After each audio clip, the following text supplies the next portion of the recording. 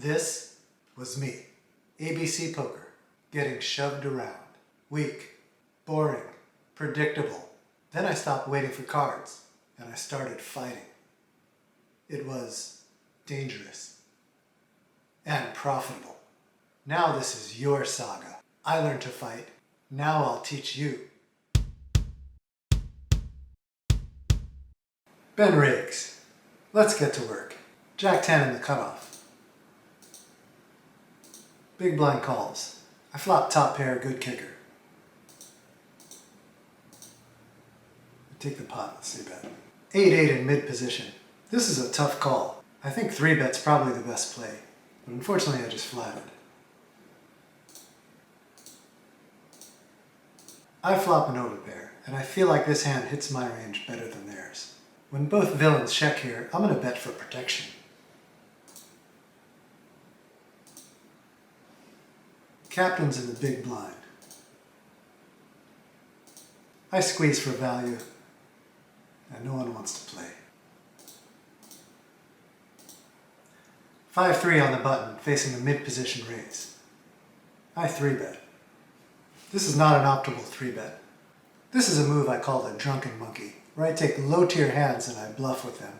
These aren't really semi-bluff hands. I'm just trying to get my opponents upset with me like I'm picking on them. This way I can hopefully get them to spew later when I run into a good hand. Since it's suboptimal, you're actually bleeding green line here, so be careful. I flop a gut shot, but that's not really what I'm looking at. I see a really tight villain here, playing 12-12 over 58 hands.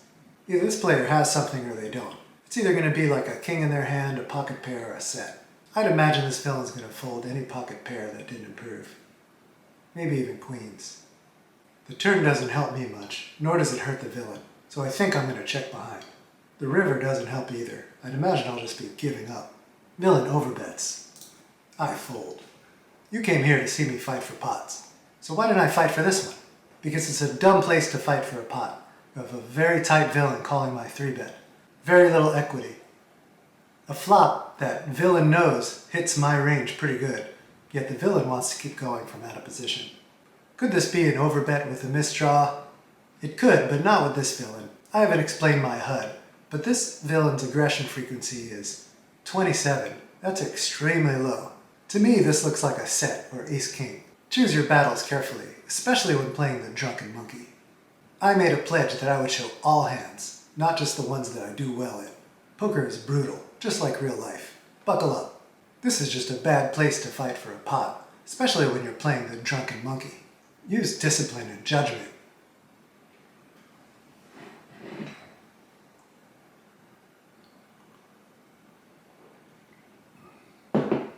Puts tarragon in mid-T.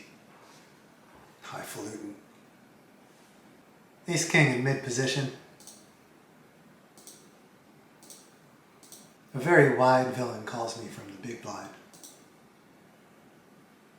I flop the nuts. Villain's playing 67-56. Villain's range is so wide, I'm not folding.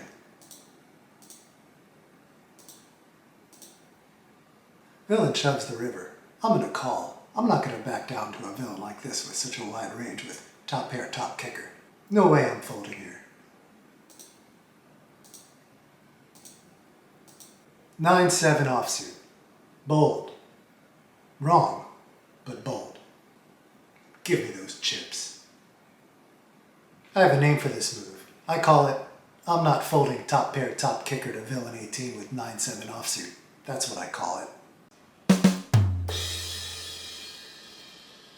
Will I win these all the time? No. Do I care? Certainly not. I could give a crap less. It's all about the math, making the right play. Let's say villain turns over ace-8 or a flush. I don't care. A certain amount of times he will, and a certain amount of times he won't. When you have a hand like this, with someone with spewy stats and less than 100 big blind stack, you don't have to back down. Good to start, good to finish. Let's play. I'm ready to spar. I'll spar all day with this guy. Sounds fun. It's all about expectation value. It's about how many chips you're going to be ahead or behind after tens of thousands of these spots, not just one. Thanks for watching. Come train with me. Subscribe. I'll see you in the dojo.